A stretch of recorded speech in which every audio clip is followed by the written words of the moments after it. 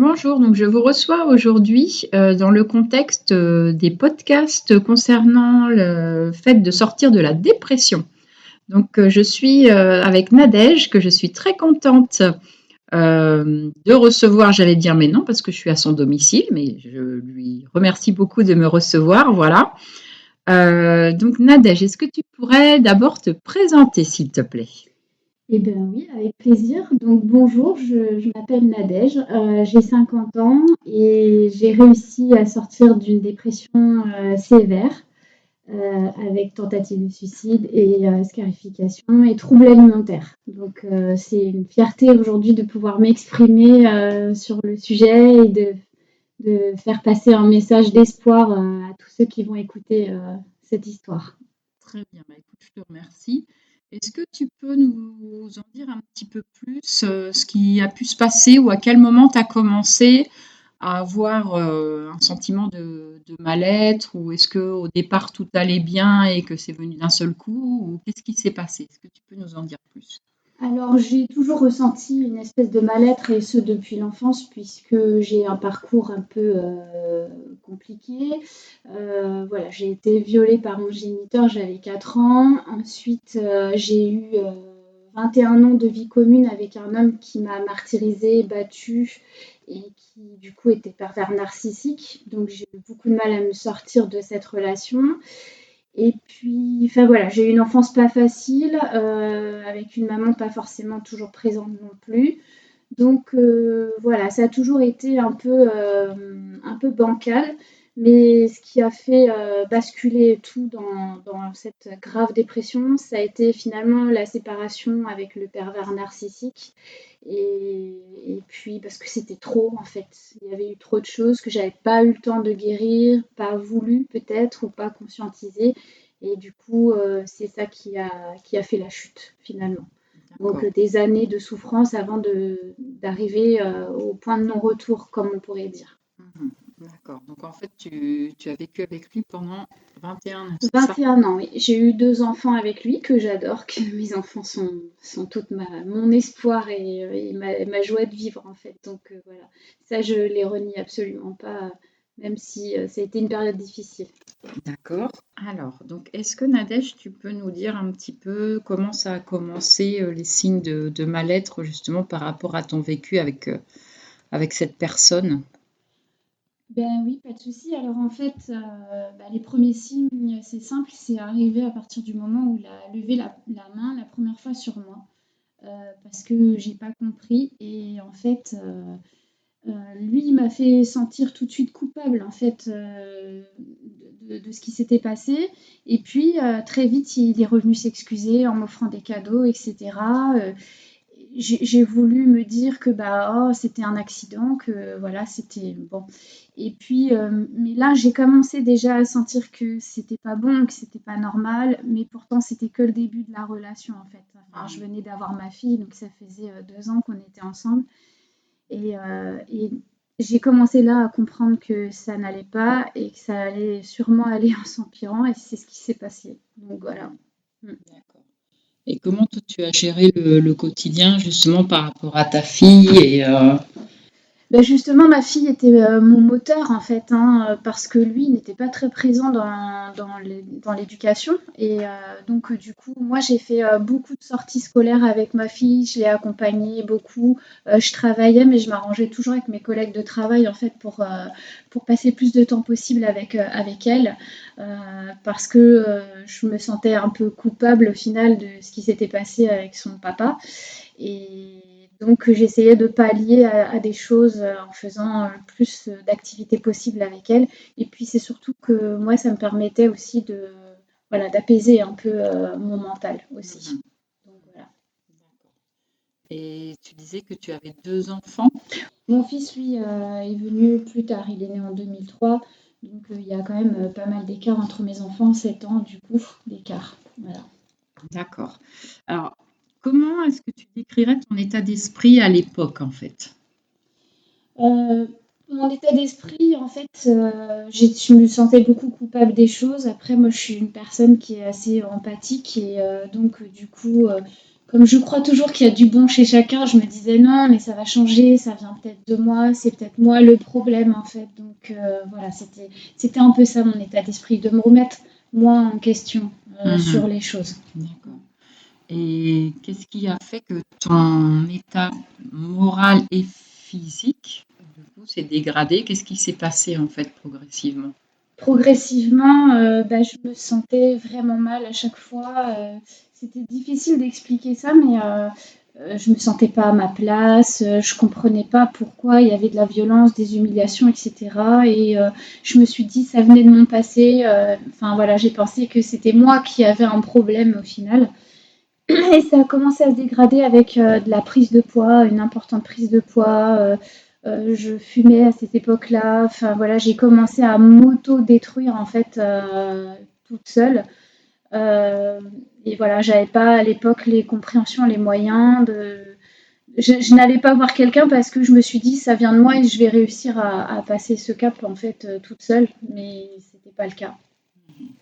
Donc en fait, il y a eu une prise de poids due à l'alimentation, du coup, Oui, et au stress. l'alimentation, le stress, oui, beaucoup de stress. Et donc, du coup, au lieu d'exprimer verbalement les choses, je l'exprimais avec la nourriture, en fait, voilà, Mhm. beaucoup.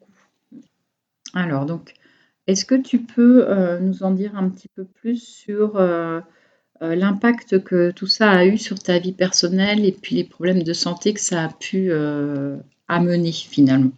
Oui, justement, ces troubles alimentaires qui ont débuté à partir de ces moments-là, ça a eu un impact puisque je suis montée jusqu'à 105 kilos, effectivement. Et donc, j'avais une image de moi de toute façon qui était pas belle, même avec, même quand j'étais pas en surpoids. Et je pense que le fait de s'alimenter comme ça permettait de me réconforter en fait quelque part. Mhm. Donc voilà. Et sur la vie professionnelle, ben non, parce que j'ai continué quand même à travailler et enfin, j'étais quand même très active. Je suis une personne hyper active, donc il fallait quand même que ça Mhm. bouge.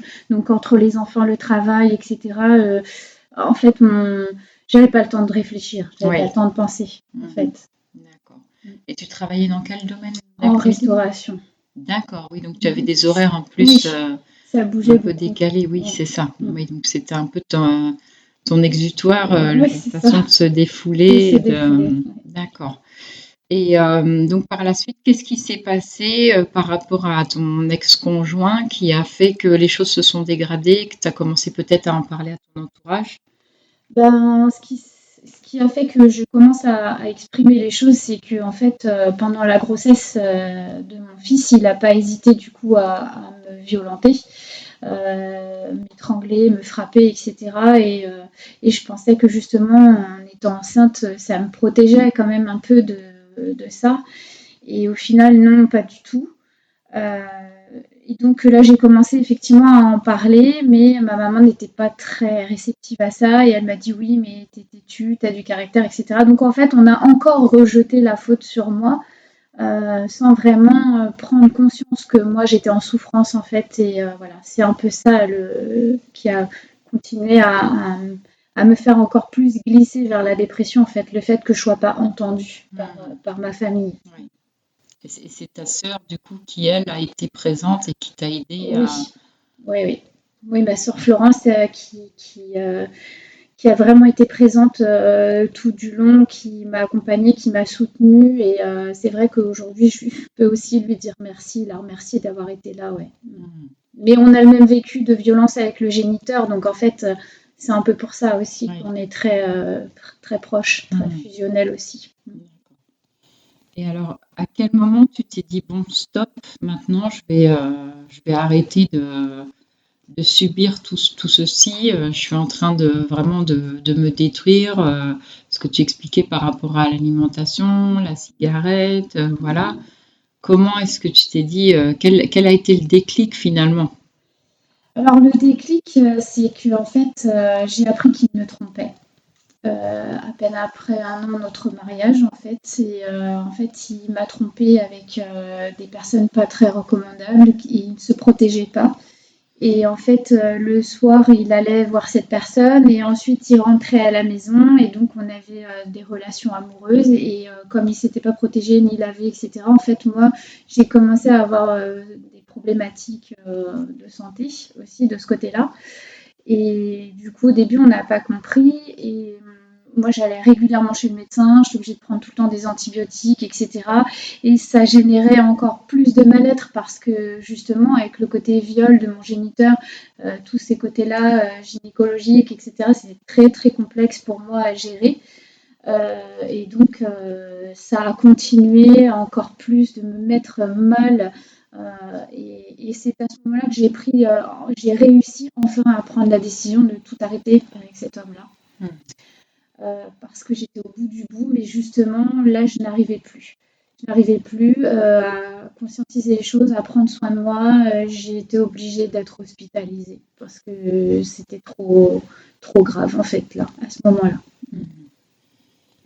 Et en fait, le moment où tu as été hospitalisée, c'est parce que toi, tu as réalisé que tu n'étais pas bien ou tu es vraiment tombée. Qu'est-ce qui s'est passé J'en ai fait la demande parce que en fait, j'ai commencé les scarifications et je me faisais du mal à moi-même en fait. Et j'avais un médecin traitant que je remercie aujourd'hui du fond du cœur parce que c'est lui qui a contribué à me sauver.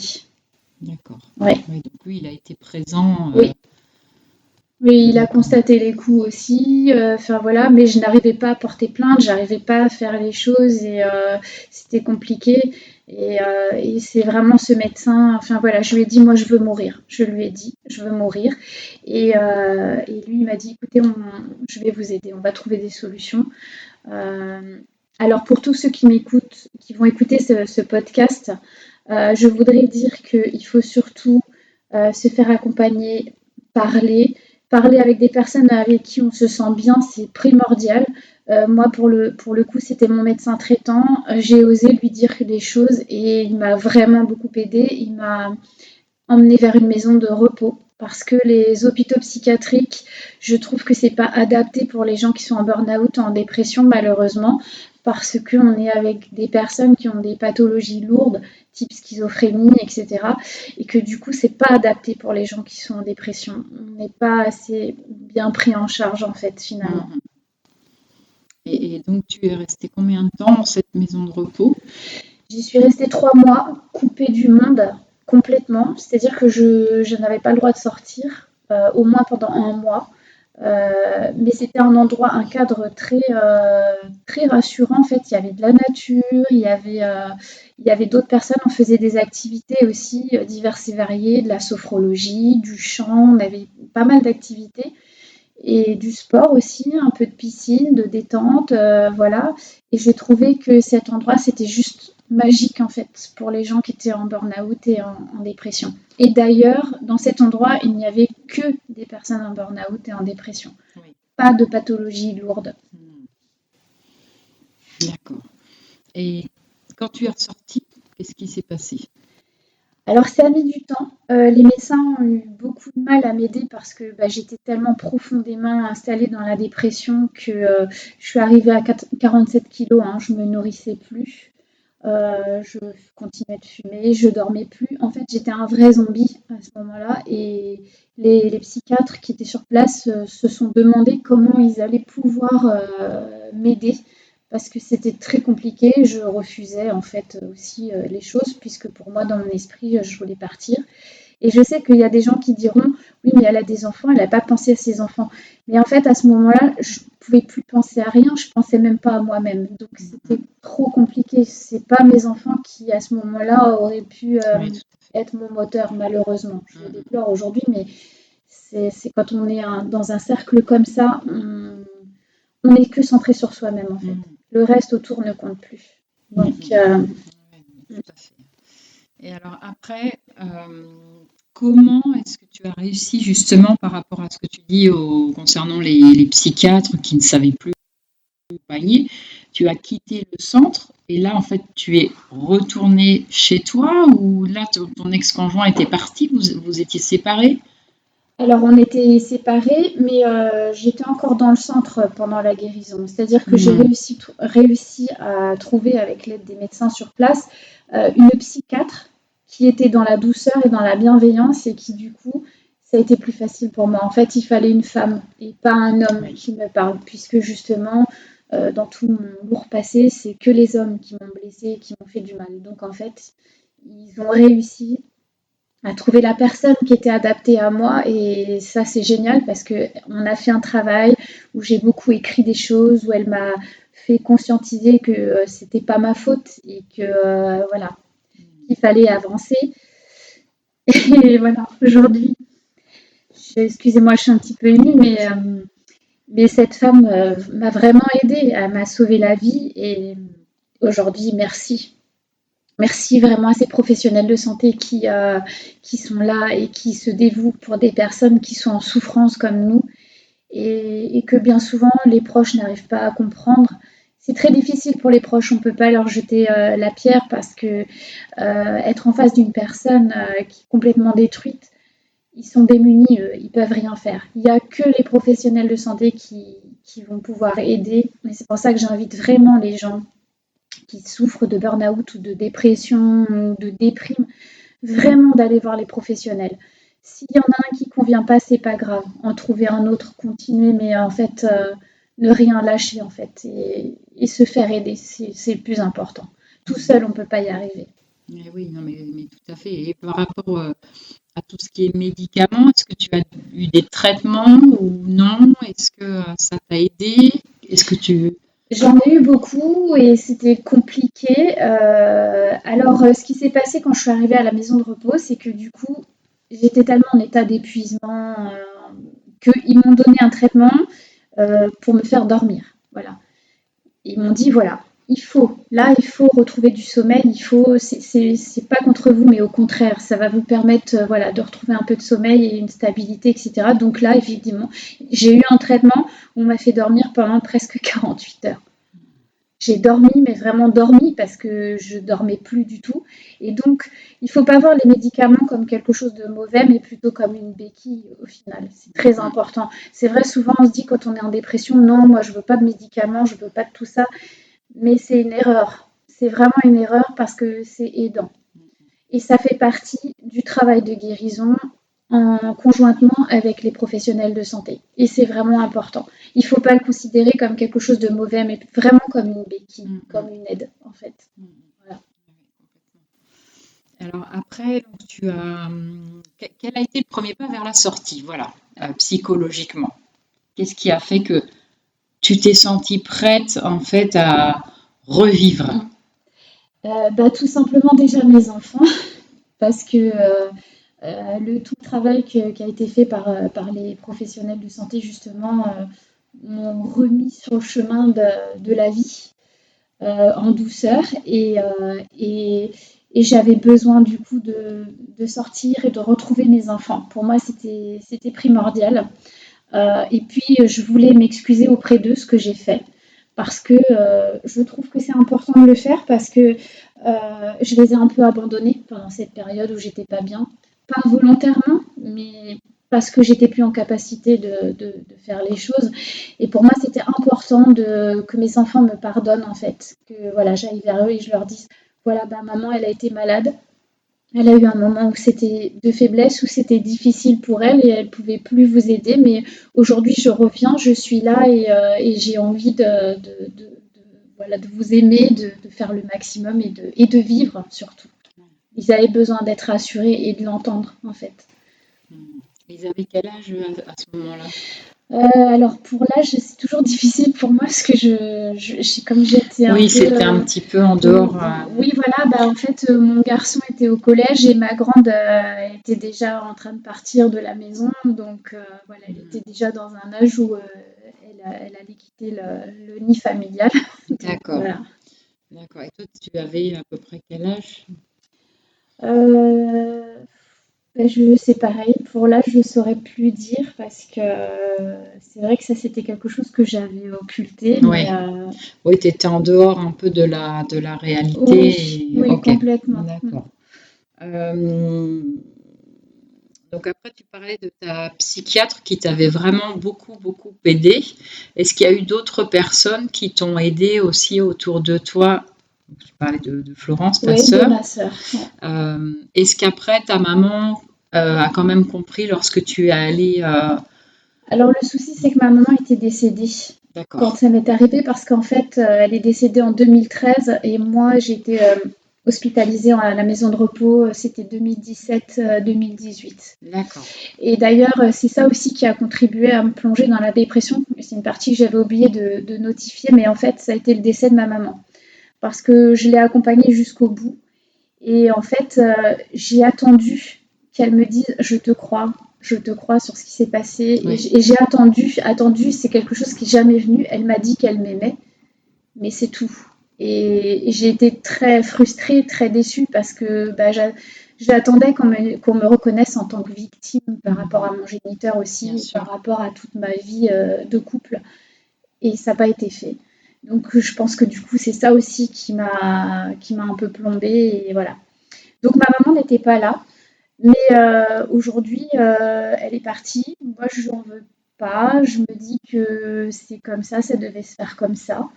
Et malgré tout, je l'aimais parce que c'était la moins pire de tout ce qui s'est passé dans mon enfance. Donc voilà, aujourd'hui, je lui parle, même si elle n'est plus là. Mais enfin voilà, des fois, j'envoie un petit message et je lui dis, bah voilà, bah tiens, aide-moi sur ça. Ou enfin voilà, des petits trucs.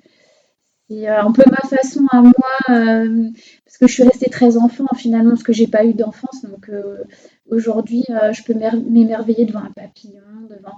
Et d'ailleurs, c'est marrant le papillon parce que tel le papillon, en fait, je suis sortie de cette chrysalide et aujourd'hui, voilà, pour déployer mes ailes et enfin être heureuse. Et donc c'est pour ça que j'aime beaucoup cette image du papillon parce que bah c'est ça, on est enfermé au début dans quelque chose de compliqué. Et au final, comme le papillon, on va finalement, avec des aides extérieures, réussir à enfin respirer et vivre. Voilà. Ok. Et alors justement, cette histoire de papillon, parce que tout le monde n'est pas au courant, mais c'est ton symbole actuel. Est-ce que tu peux nous dire ce qui s'est passé dans ta vie professionnelle suite au chemin vers la reconstruction et ce que tu fais aujourd'hui justement? Oui, alors aujourd'hui, eh bien, comme le papillon, donc j'ai subi cette transformation et j'ai osé enfin faire des choses pour moi et j'ai choisi une formation de naturopathie qui a été quelque chose de transcendant pour moi, même au niveau sur le plan de la guérison, parce que je continue encore aujourd'hui à me guérir. Hein. C'est un travail de longue haleine et rien n'est jamais terminé.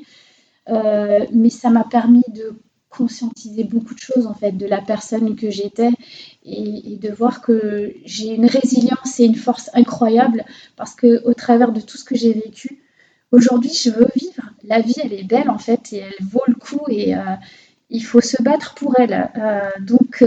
Et cette formation de naturopathie ça m'a vraiment apporté de la joie, enfin, ouais, une guérison en fait, une guérison. Et j'ai été accompagnée, entourée de professeurs qui ont continué de m'aider finalement sur mon chemin en me disant mais c'est pas ta faute, voilà, regarde où tu en es aujourd'hui et bravo, on m'a encouragée et ça c'est tellement gratifiant en fait d'être encouragée par les autres, c'est d'avoir de la reconnaissance. Le mot reconnaissance, il prend tout son sens et ouais, c'est vraiment voilà. Donc aujourd'hui, je suis certifiée, je suis naturopathe. Et à mon tour, j'ai envie d'aider les autres. C'est pour ça aujourd'hui que je fais ce podcast avec toi, Anne, parce qu'on s'est rencontrés justement sur un salon bien-être et que je me suis dit, mais oui, en fait, il faut faire passer ce message d'espoir. On peut vraiment être au plus bas, mais on va remonter, on ne pourra pas. Une fois qu'on est en bas, on est en bas. On ne peut plus que remonter du coup. Et il faut trouver les choses qui vont vous permettre de le faire. Que ce soit des activités manuelles, du jardinage, peu importe, il y a toujours quelque chose que vous allez aimer et qui va vous aider. Et il faut du coup vraiment se focaliser sur ces petites choses, les petites choses qui nous font du bien sur le quotidien. Et ça, c'est le plus important à mon sens en tout cas. Donc aujourd'hui, voilà, je veux aider aussi les autres avec la naturopathie. mais je prends la personne dans sa globalité et pour moi, le côté émotionnel est le plus important. Voilà. Oui, bien sûr. Et qu'est-ce qui a fait que tu as choisi la naturopathie et pas autre chose? Alors, j'ai toujours été attirée par les animaux, par les plantes, par la nature. C'est un peu ce qui m'a sauvée. D'ailleurs, j'ai fait des études dans les chevaux et c'est vrai que ça m'a sauvée. Je me suis retrouvée dans un environnement isolé, mais avec des animaux et les chevaux ont une capacité incroyable auprès des êtres humains. Et ça m'a en partie sauvée, ouais, la nature et les animaux. Et du coup, c'était logique que je me redirige vers la naturopathie. Et c'est surtout que j'ai eu des pathologies que la médecine, à un moment donné, n'arrivait plus trop à gérer. Et pour cause, puisque moi, il y avait vraiment le côté mental et stress qui impactait. Et donc, je me suis dit, je voulais trouver une autre alternative pour m'aider moi-même. Et ça a été la naturopathie. Ouais. Donc la naturopathie, en fait, ça permet justement d'être en complément de ce que tu expliquais tout à l'heure. Si besoin d'un traitement, il faut le prendre, mais qu'à côté, effectivement, c'est une aide complémentaire sur la gestion du stress, sur le côté alimentation aussi. Enfin, ça prend effectivement la globalité de l'être et comment est-ce que ça fonctionne. Oui, on prend les personnes de manière holistique, en fait, c'est-à-dire dans leur globalité. Donc, on travaille sur l'hygiène de vie. Et donc, on ne va pas s'intéresser à une problématique ou un symptôme. On s'intéresse vraiment à la personne dans sa globalité, son être, son côté émotionnel, ses problèmes alimentaires, ses problèmes d'activité physique. Voilà, en fait, on est à l'écoute. Et aujourd'hui, je n'ai rien contre la médecine allopathique, au contraire, et je souhaiterais que la médecine allopathique travaille main dans la main avec nous, parce qu'on est complémentaires en fait. Si eux peuvent aider sur le côté santé, symptômes, médicaments, etc., nous, on peut aider sur le côté émotionnel, sur le côté hygiène de vie et sur l'écoute, sur tout ça. Les médecins aujourd'hui n'ont plus le temps, c'est pas de leur faute, n'ont plus le temps d'être à l'écoute de leurs patients. Mais nous, les consultants, on a le temps. On va prendre le temps de les écouter. Et en ce sens, on va réussir du coup à les accompagner plus en profondeur, mais toujours avec le médecin de l'autre côté. Toujours. Est-ce qu'il y aurait une phrase ou quelque chose que tu pourrais dire aux personnes qui vont écouter ce podcast, quelque chose d'important pour toi et qui pourrait justement les aider? Oui, aimez-vous et surtout prenez soin de vous et n'hésitez pas à aller parler aux professionnels. Ne restez pas seul. C'est le plus important de ne pas rester seul en fait. Donc, et vous allez y arriver, vous pouvez y arriver. On a tous la force en nous pour surmonter ces épreuves.